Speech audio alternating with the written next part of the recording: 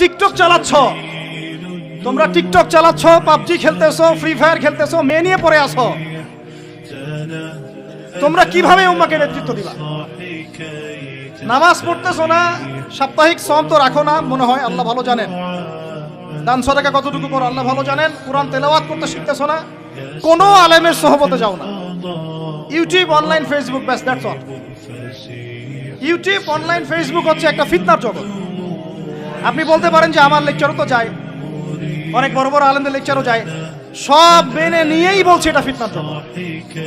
সব মেনে নিলাম, আপনার কথা মেনে নিয়েই বলতেছি ফিতনার জগৎ। কারণ এর কন্ট্রোলও কুফর শক্তির হাতে, এর কন্ট্রোলও তাগুতি শক্তির হাতে। আপনি এটা নিয়ন্ত্রণ করেন না, এই প্রযুক্তি আপনি তৈরি করেন নাই।